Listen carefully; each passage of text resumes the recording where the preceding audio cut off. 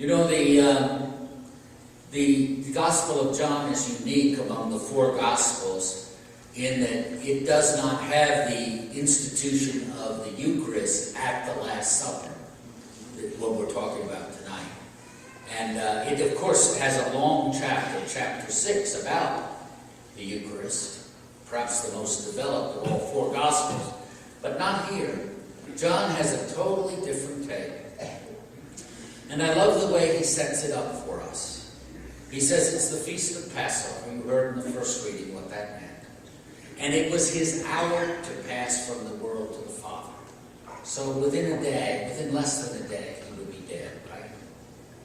You know? He loved his own in the world, John says, and he loved them to the end. And then, as if that wasn't setting the stage enough, he says, and the devil had already induced Judas to betray him, to hand him over. And it's in that context that Jesus gets up, takes off his outer garments, and begins to wash their feet, something that only slaves did. And we can understand well how shocked they would have been. The solemnity of it all. I mean, here they are at the last supper they would ever have, the last meal they would ever have with him. They didn't maybe know that, but Jesus certainly knew that. And here he is washing their feet. You can understand Peter saying, no, it can't be, Lord. It can't be. You're too good for this, maybe. And Jesus he says, I know, Peter, you don't understand now. You don't understand, but you will. And you know what? I hope I will. Peter did, you know. He gave his life to the end. He understood at the end. He was able to, he had a lot of false starts, like all of us. And they're well attested in the Scriptures. You know, no one's sins are more publicized than Peter's, right? His weaknesses. But in the end, he was able to do it. He did understand. And that's what I think, that's why John puts this here for us. Not the institution of the Eucharist he dealt with earlier in the Gospel, but he wants us to say, you can be free. You can be free to serve even the worst people. You can be free to serve your enemies. God wants us to have a freedom that goes so far beyond just the freedom to choose something, to choose this color car or that color car. What kind of freedom is that? You know, if you could afford it, what is it? No, the freedom he wants is to have us to be able to be at service of all. This is, and I love the fact that it's connected on this night with the Eucharist. Because as we receive, he puts us himself in the Eucharist. Every time we celebrate the Eucharist, it's God. Yes, the priest says the words, but it is God that enters and becomes the body, soul, divinity of Christ that you and I receive.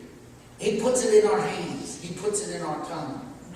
He puts it in the hands of people who care and people who don't. People distracted and people who could care less. How is that? Why would he do that? Because he wants us eventually to understand that that's the way to our freedom. That for Peter it was, and for us it is. We can be free, but we have to be free the way Jesus was free. Everything. He knew it was the end. He knew they already at the table was the guy who had already sold him out, was going to sell him out with a kiss, just a few hours later. Already there, getting his feet washed, like everybody.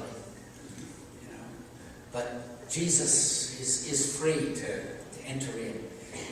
Friends, this kind of freedom is our birthright because it's what God can accomplish in us.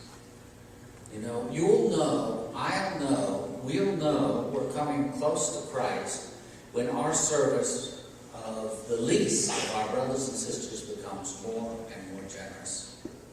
And not because you have to, but because you want to, because you love to do it, because Jesus wanted to. He wasn't doing it. He wanted to do one last thing for them. He'd already finished. What else could he do? You know? Imagine that, when you're that free, that you want to do everything for the other person. Everything. Friends, that's the mystery that we're celebrating tonight. And as you and I, not just this night, but whenever we receive communion, friends, that's the promise that can set us really free. Americans talk about freedom all the time, but real freedom has to do with living in complete service for the other. That's why Jesus kept saying it over and over. The one who wants to be the greatest has to be the servant of all. It's not some moral trickery. It is the way to freedom. Can you imagine how free it would be if you never felt revenge? You never wanted to be revenge on the enemies that did you wrong? Imagine that. I mean, some people are like enslaved to to the anger that they feel. Right? Some of us here probably. You know. So this is the joy of tonight. Let the Lord wash your feet, so to speak, in the Eucharist. He's going to put himself right in your hand or on your tongue. Receive him. Let him set you free. Let him make you the person you were meant to be when he created you.